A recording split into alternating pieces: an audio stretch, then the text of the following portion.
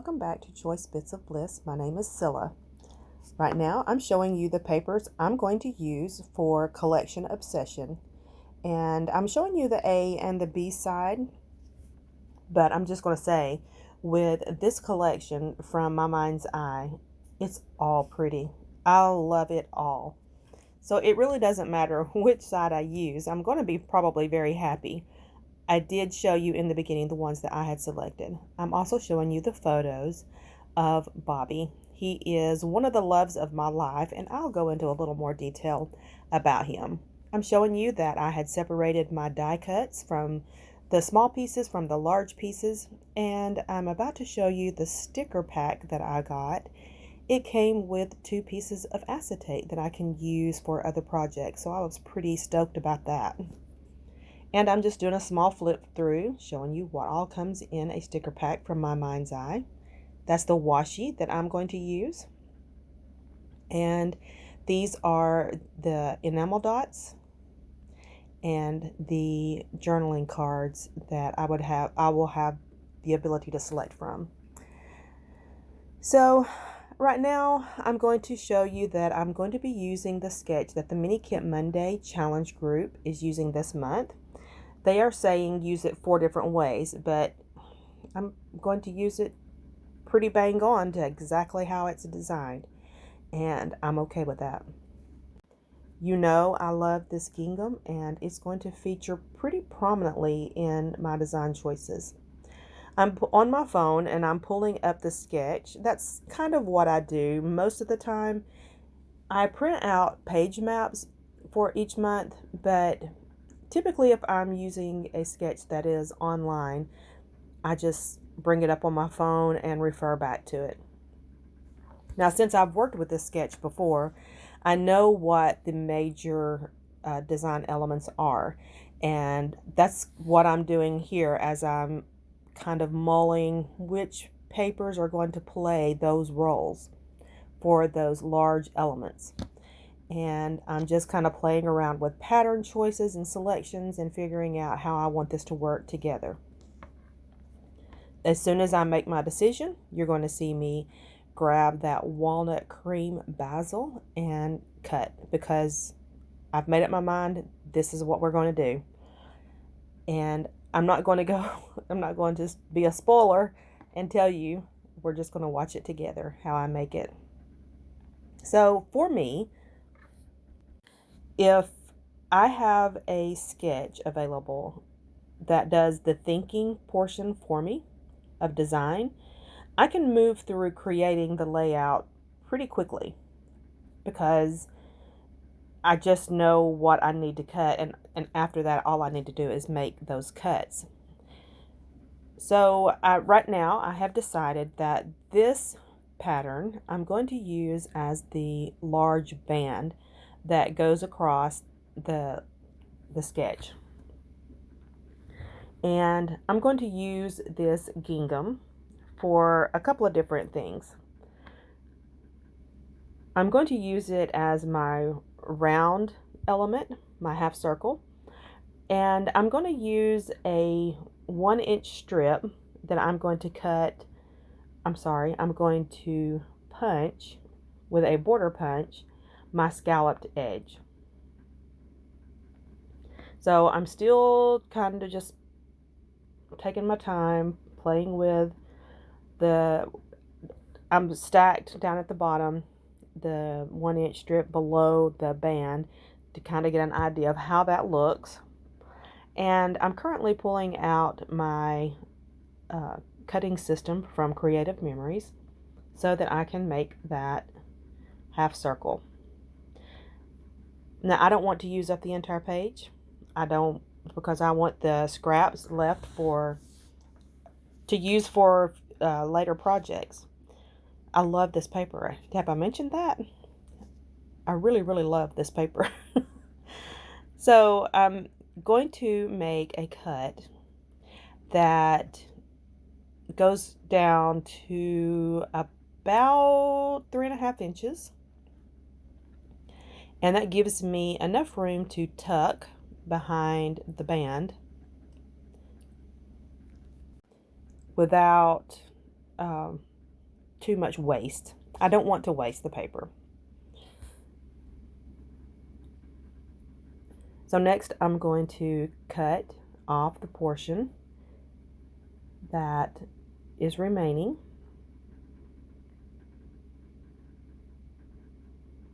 And see how it moves pretty quickly. I just, once I know how the design elements are supposed to be and I've got that straight in my head, it doesn't take me too long to start making decisions and committing to where I want things to be. And once again, I've played with this sketch once before. It doesn't feel strange to me. So I'm placing the photos in the sequence that I took them. The first photo, Bob had come by to visit me, and while he was talking to me, I started snapping photos. In the second photo, he cocked his head sideways and said, "Cilla, why are you taking pictures of me?" So I will tell you a little bit more about why he called me Cilla. Right now, I'm cutting down this strip 2 3/4 by 2 3/4. I need 3 of those, and then I'm going to have a little bit left over that I will not use on this layout. I thought about it, and then I changed my mind because the B side of this is a large check, and I just felt like it was competing with the gingham with the smaller check. So I just opted not to do that. I am lining up the pieces. I'm also paying attention to the orientation of the pattern. And it doesn't really seem like it, but to me, there was an upside and a downside. So I decided to go with that. My die cut pieces, my large die cut pieces has some tags in it. So I've selected a couple to use. And now I'm just going to go through the die cuts and figure out which ones that I want to play with. There are some title elements. And as I'm flipping through, I will change my mind about my title. Because when I saw the next title, it was absolutely exactly what I wanted.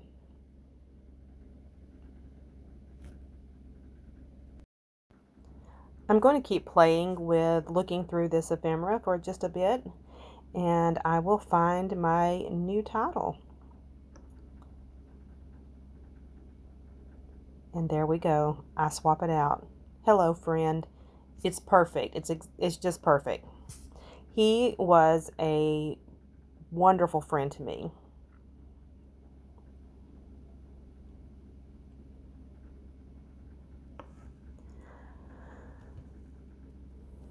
I'm still looking through the ephemera, deciding whether I want to add any more pieces. I want to beef up on the right hand, excuse me, the right hand side, those clusters.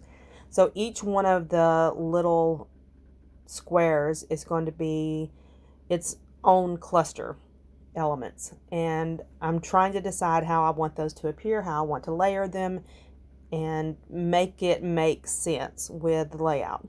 This layout is going to be full of symbolism because of the nature of our relationship. I want there to be even the texture that I add to it. It's because of how he dressed every day. He was an extremely modest man. If you met him, you would never ever know that he held quite a bit of power. And he just was very humble about the connections that he had made in his life. And he didn't brag about it. But if he needed to get something done, he could pretty much make it happen because of the people he knew.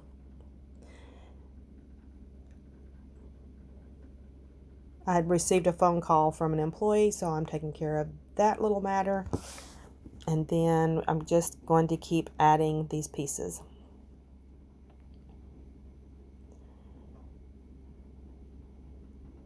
I'm trying to think about adding matting behind those photos. And I'm playing with, ended the phone call there, I'm playing with the idea of what I want. I know what I want behind the photos, but how is it going to look? And ultimately, I make the decision to go ahead and add it, but there's a reason why. So I'm going to just, keep swapping pieces of ephemera in and out. I'm auditioning, seeing how it looks. Does it make sense with what I want this layout to represent? And I just basically am fiddling. This is fiddling on pro level right here. But this is what makes me happy when I'm playing with my supplies. It just makes me happy to make it look the way that I want it to look, and to get to touch all of the different pieces. So I had said when I showed my kit or my collection that, because I do have stamps, that I would do some stamping on at least one of my layouts this month. So that's still in the future. I will not stamp on this one, but I've got that in the back of my head to find a layout that I know I can stamp with, because I do want to make that happen. I am going to trim the white edge around. I'm going to fussy cut that around. That's a trick I learned from Laura Alberts. She has a video that she goes into in depth, in detail about fussy cutting, and it helped me tremendously. If I remember, I'm going to link that video below. You may have to remind me. But it's an excellent video. I've watched it at least 3 times. I gained something every single time I watch it. But to me, that dragonfly, even though it is a large ephemera piece, it's just making too big of an impact, and I want it to make just a little bit smaller impact. So I'm just trimming that white edge closer to the printed part, and I will get that done in just a jiffy. And it doesn't look quite so big, it just swallows that space that I had put it in, and I don't want it to. I'm also going to bring in a large floral cluster to put over there on the left hand side at the top, and I will manipulate that piece. It's something that I learned from Mercy Tierra. If you got any kind of manufactured design element, make it be what you want it to be, and you don't have to be locked into how the manufacturer designed it. So I'm going to kind of cut that in half to make it curve around the title the way that I want it to curve.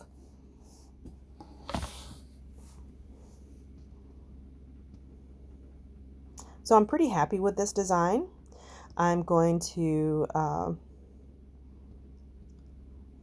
look at enamel dots, where I'm going to place those. I'm also going to pull out my washi, and I'm going to put down a strip of washi that just repeats the saying, "You are my sunshine, my only sunshine." And he did bring a lot of sunshine into my life. And once I make that decision, I'm going to just tack it and then pause, because I'm going to adhere everything. I'm going to make final decisions, and when I come back, I will be showing you how I finish this layout.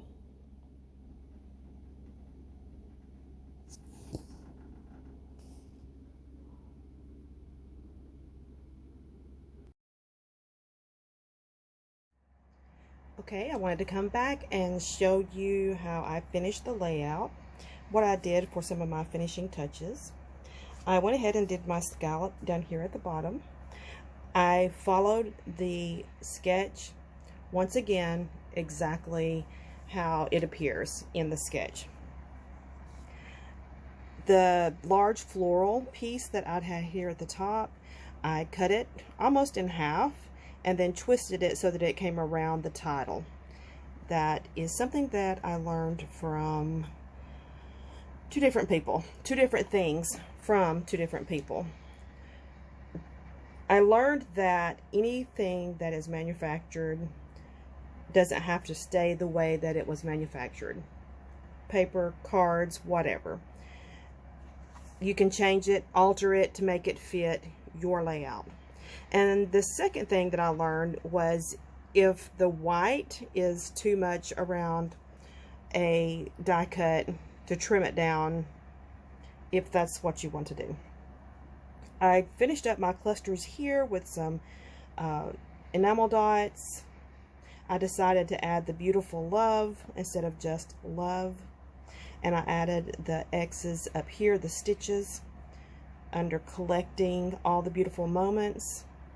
I added some stamps from this washi roll from 49 and Market, Curator's Meadow, because I still work for the post office, and that is where I met him. I wanted to, now this layout is full of a lot of symbology. No one other than you, no one's going to ever know looking at it, because it's significant to me. So this paper is the lyrics from What a Beautiful World. I'm sorry, What a Wonderful World. And I wanted that on here somewhere because Bobby made my world wonderful. Every interaction, every time we were talking to each other, he just had that kind of spirit, and we gelled 100%. I love that man. So I wanted to make sure that that was represented, even though you can't read it, I wanted it represented on this page somewhere. I wanted there to be a lot of positivity and joy insulated into every piece of the design, because that's all he was to me. He was just pure joy. There was never any kind of friction. He was just pure love and pure joy. And so that's what I wanted represented on this layout. I'm going to try my best not to get too sappy. And I can't keep talking about it or it will make me cry. I'm sorry. But he is just an extraordinary, special man. He passed away this year, and it has taken me months to do a layout about him. But I wanted this layout that I did do about him to be nothing but joy.